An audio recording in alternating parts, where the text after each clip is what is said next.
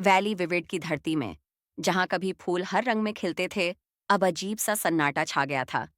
घास मुरझाकर धूसर हो गई थी, नदियां शीशे जैसी साफ बहती थीं, और सूरज ढलते समय सिर्फ फीका पीला रंग छोड़ता था। गांव वाले फुसफुसाते थे कि इंद्रधनुष पुल, एक जादुई पुल जो दुनिया में रंग भरता था, अब टूट चुका है।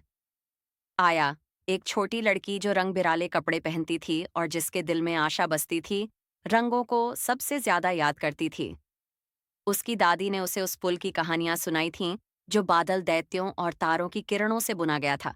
दादी ने एक दिन उदास होकर कहा, बिना उस पुल के ये दुनिया तो बस एक अधूरी तस्वीर है। अध्याय 2।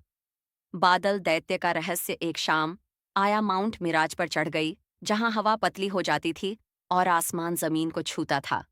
वहीं उसे मिला निम्बस, आखिरी बादल दैत्य, जो एक टूटी हुई प्रिज्म को घेरे बैठा था। गरजती हुई आवाज कांप रही थी। पुल तब टूटा जब इंसानों के दिलों में लालच भर गया। अब मेरी आंखों के आंसू ही आखिरी बारिश हैं। आया हक्की बक्की रह गई। हम इसे फिर से कैसे बना सकते हैं? उसने पूछा। निम्बस ने अपनी हथेली खोली, जिसमें एक सुनहरी कूंची थी, वह औजार जिससे दुनिया के पहले चित्रकारों ने रंग भरे थे। सिर्फ एक सच्चे दिल वाला कलाकार ही पुल को फिर से बना सकता है, उसने कहा। पर सावधान, शैडो पैलेट, ईर्ष्या से बनी एक परछाई तुम्हें रोकने की कोशिश करेगा। अध्याय 3। शैडो पैलेट का जाल। जैसे ही आया ने कूची को निम्बस के आंसुओं, जो अब सितारों का तरल प्रकाश बन चुके थे, में डुबोया, रंग जीवित हो उठे। उसने आसमान में फिर से नीलापन भर दिया और पूरा आकाश चैन की सांस लेने लगा। तभी एक काली स्याही की बूंद कूची पर चढ़ने लगी। शैडो पैलेट, एक जिंदा परछाई, हंसते हुए बोला, बिना अंधेरे के रोशनी का कोई मतलब नहीं। दुनिया को फीका ही रहने दो।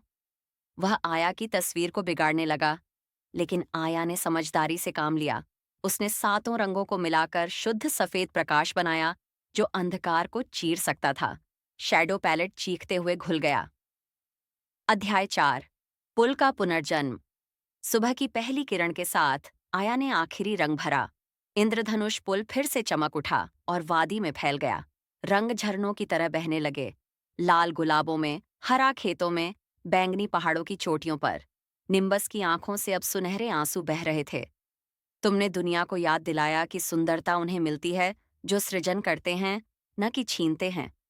जब आया नीचे उतरी तो वादी ने रंगों के उत्सव से उसका स्वागत किया, और हर बार जब बारिश हुई, पुल और भी ज्यादा चमकता रहा।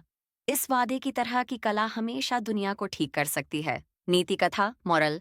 यह संसार चाहे जितना टूटा हुआ लगे, आपकी रचनात्मकता फिर से उजाला ला सकती है।